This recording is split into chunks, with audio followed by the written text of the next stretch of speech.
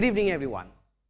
I want you all to imagine, what if any fragile yet prized possession of yours gets broken and shattered accidentally?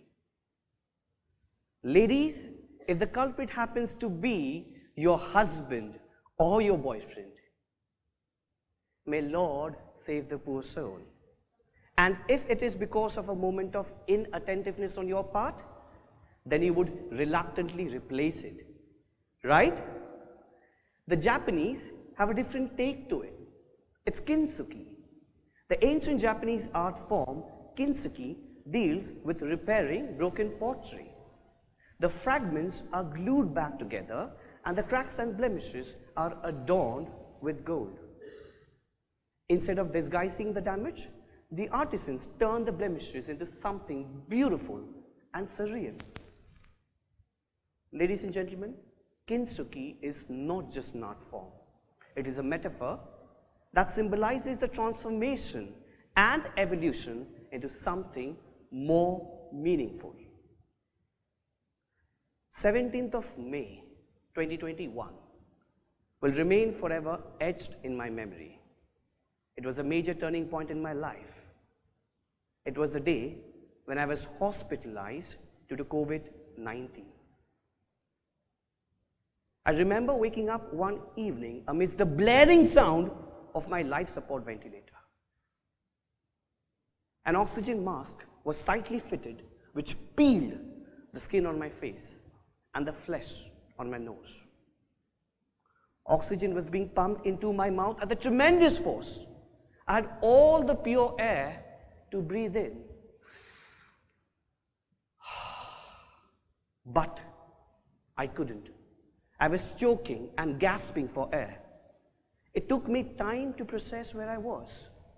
It was later on that I came to know from the doctor that I was in a coma for 14 days. Yes.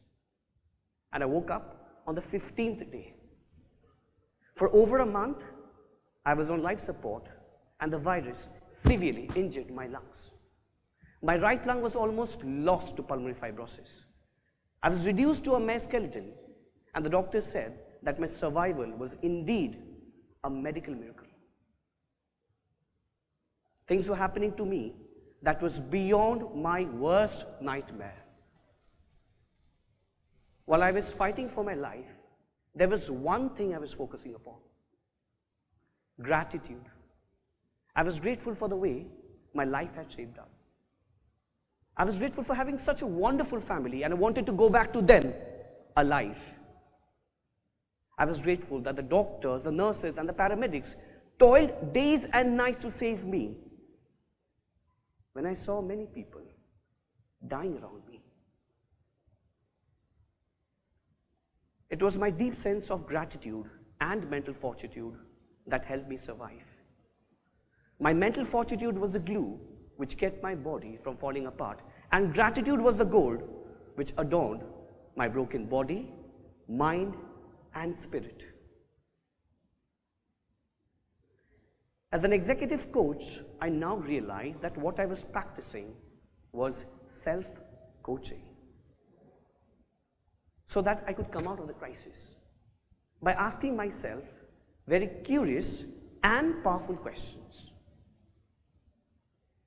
Now that I'm alive, what is the reason for my comeback? What is my life's purpose? I felt I had been sent back to complete an unfinished task. What is that task?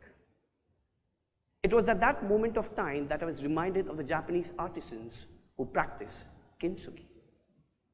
I realized I'd been sent back to be that artist who will inspire others to fill their cracks with the golden touch of coaching. But it was time for me to walk the talk. I started enjoying my journey as a public speaker by sharing my experiences and becoming an agent for change. Got completely absorbed in coaching conversation with my mentor. She's present right here in the front row, and with my fellow coaches through powerful coaching conversations. I started putting all my energy into community service to bring about lasting impact. As a management educator and mentor, I started inspiring my students and my mentees to dream big and achieve their potential. And most importantly, I started spending quality time with my family to savor every beautiful memory. My beautiful partner, I mean my wife, has always been my pillar of strength, and it was my time to be hers even more. It was time to press pause on all the negativity and focus on the positive through the lens of gratitude. Gratitude helped me to look at the bigger picture and become more resilient in the face of adversity.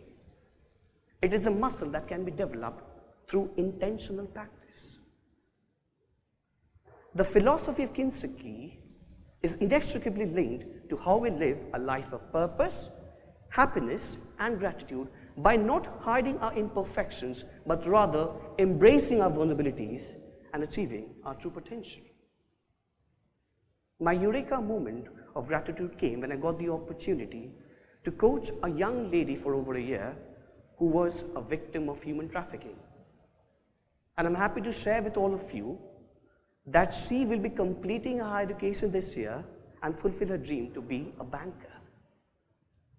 I helped her find her Kintsugi. Ladies and gentlemen, my message to all of you is, there are enough moments around us to practice the philosophy of Kintsugi in our lives. Just keep your eyes and your heart open. Thank you.